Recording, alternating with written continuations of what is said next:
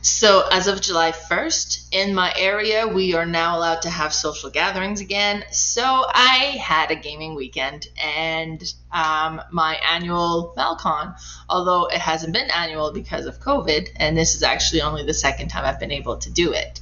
So this is just a recap real quick of what we played and how the weekend went.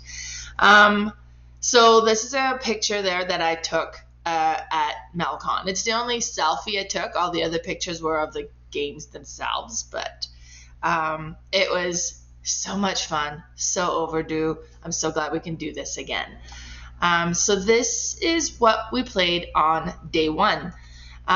First one was Timeline Canada, because the Melcon was on July 2nd, 3rd, and 4th, and July 1st is actually Canada Day here. So this is a timeline game based on the Canadian history, Canadian event and inventions. And me and my sister started the day playing that on the Friday.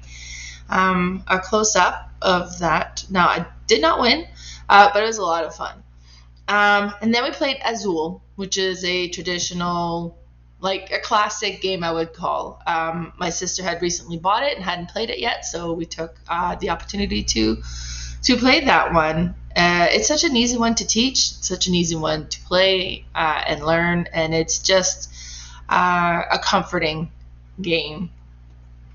Then we played Jaipur. I received this one as a gift and got to play it for the first time. So it's a two-player resource management or resource control game, I guess I would say. And you try to control and sell these goods into the market so that you can collect points, and the first one to get there will get the most points. So it was an interesting game for sure, and I enjoyed it quite a bit. And then we tried to play a game of DIXIT. We started it, but then my kid was still at home at the time, so we had enrolled in this game because he enjoys it, and then he got picked up in the middle of it. So this DIXIT is a neat abstract card game. Most people I play it with seems to enjoy it, but not everybody. Some people don't like the concept of it. You just get these neat, weird artwork cards, and you come up with a description, and you place a card face down, and everybody else plays a card face down as well. That's going to try to match that description. And then shuffle those cards, put them up, and people vote, trying to figure out which one yours were. You want some people to vote for you, so you don't want to make your card too difficult to guess. But you don't want everybody to vote for you either, because then you get no points. So you want to be a little creative in your description. Then we played a game of CLACK, LUMBERJACK. This is probably becoming one of our favorite dexterity game. It's just so funny. You have this tower. The middle has the log, and then there's bark all around, and you kind of knock, using a plastic axe, pieces of the log off to the side, trying to loosen the bark off, and you score for the bark. But if the log piece comes off and you get the center piece, that is worth negative points, and a lot of negative points. So you want to try to avoid that and just knock off the sides. So neat. It's a lot of fun. And then I played Bullet, and a friend of mine brought that over. So this wasn't a game that I had ever played before, and it's neat. Now, I think it was a Kickstarter edition, so the things that we're pulling out of the bag are the nice chunky pieces, but they have symbols on it, different color, and then a number on it. So if it's a blue and it has number 3, then you have to go down 3 spaces down the blue area. Then if you get another one and it's a 4, then you got to go. You would count 1, 2, 3's already taken, so you skip that one. So then 3, 4, and then it goes down. And if it ever fills up and falls into the bottom area, well, then that slides over and you take a health damage. But you have these cards that allows you to kind of create patterns that you can clear out of your board. So then you can say, okay, I'm going to do this, and you clear up to 4 bullets out of your board. So then that clears up your space, so you kind of makes it roomier to bring in more things. And you can do those at any time. And then anything that you clear from your board gets placed off to the side, because that gets added to the next player's the player that's next to you into their bag plus whatever it is they have to draw that round. And every round you got to draw more and more. So it becomes more like your board gets kind of busier, chunkier, and it's just more cluttered, so you're more likely to get hits.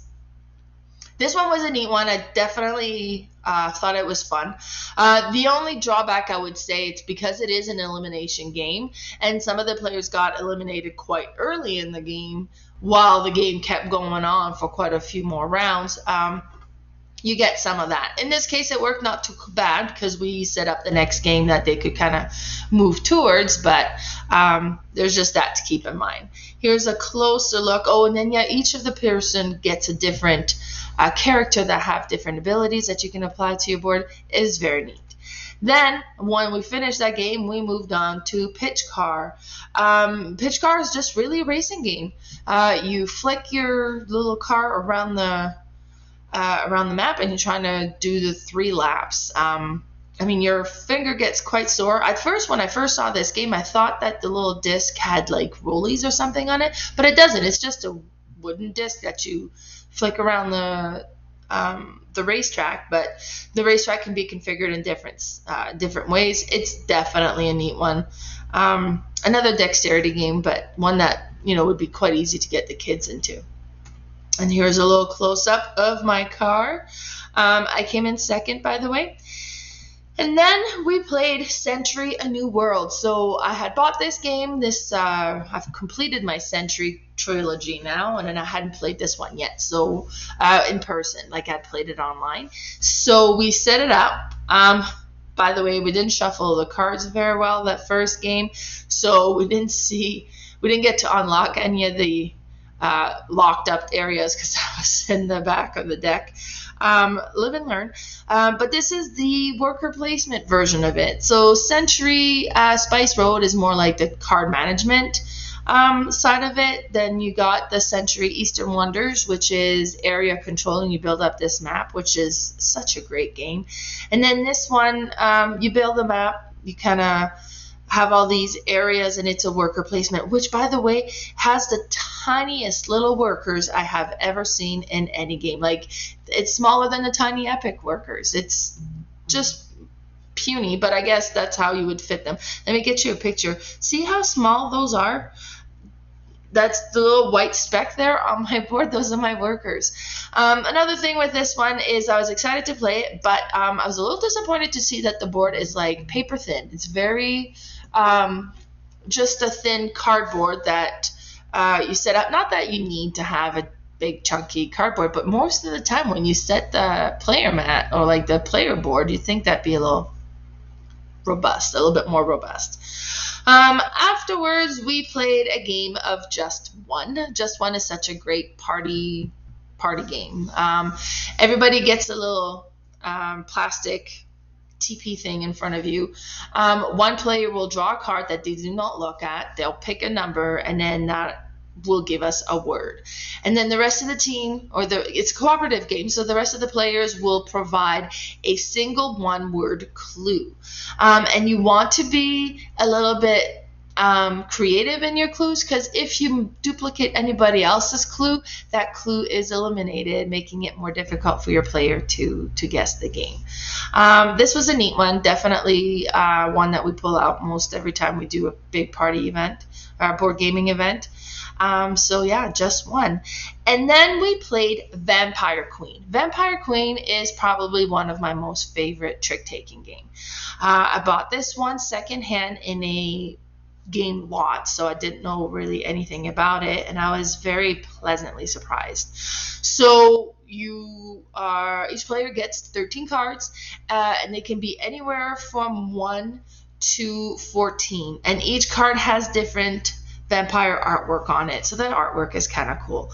And then you proceed in playing your tricks. So you can play however many cards of the same card that you have. So 1, 2, or 3, 5, or 4, 7, or if you have it, you could play 5, 10s, whatever it is that you have, and then the next person has to match that number of cards and be at a higher number. So if I played 3 3s, then the next player could play 3 5s. And then the next one would have to play a higher number than 5, but has to be 3 cards. Now, the 14 card, the Vampire Queen card, can be used as a wild to make a pair into 3 cards, right? So you could use it that way, or you could keep it to use it as a 14 and win the trick. So when you win the trick, the cards are discarded, and you keep going until somebody discards their last card, and that triggers the end of the game. Then everybody has to count their card. Now, the tricky thing too is there's 2 cards in there that are vampire hunters. There's worth 15 and 20 points, and when that one gets played, and it has to be played at the beginning of a trick, and then everybody has to place a card. Just a single card, doesn't matter, doesn't if it's higher or lower than the other ones. You play 1 card, and whoever plays the highest card has to take all of those cards, and it goes into their deck. It doesn't get discarded. So the 15 value point and the 20 value point will never get discarded. Such a neat game. And then we ended up playing another trick-taking game called Wizard. Now, Wizard is funny because I have it in my collection that I own it. And I cannot find it, and I had never played it, so apparently I don't own it, but I thought I did, so I have to adjust that now. So with Wizard, it's the neat trick-taking game. So it has one where there's trump, and then you're playing depending on trump, and you bid on how many tricks you think you'll be able to win. Now, when there's a wizard card, if you start with a wizard card, there is no trump. You just get to play that one. And then there's a jack, I guess. And that one, when you play the jack, is just like it's the lowest card, no trump. So it's just an interesting game. You kind of, you bid on how many tricks you think you'll win. So that's interesting because it's not very often you play a trick-taking game where you're trying to not win tricks. And then you're like, okay, well, I got the 3 tricks I thought I was going to get. So now I'm trying to play not to win a trick. And then this plays in multiple rounds. The first round has only 1 card, so 1 trick. Then you get 2 cards, 3 cards, and so on. So you get more and more that you're playing in, so more tricks to be won or lost. Interesting one. It definitely was a neat one. And then, I don't own this one, so maybe I'll have to try and get it. Now, those were all the games I played that day. Now, there were other tables set up so that there was other games played that I didn't get to join yet. And the main one was Cubidos, and I've heard amazing things about it. The table was having a great time with it. Sounds like a push your luck dice crap or drafting. I can't talk. Dice drafting game. So my friend owns this one, so he normally comes to my game night, which I can have now. So I'm hoping to get to play this one again. So that was it for the recap of day 1 of Melcon 2021. Follow me on Facebook at Didsbury and Area is playing all the games, as well on Instagram as boardgame_mama and my YouTube channel Board Game Mama. Thanks everybody, and stay tuned, and I'll do a recap on day 2, and you can find out which game I've played on Melcon day 2.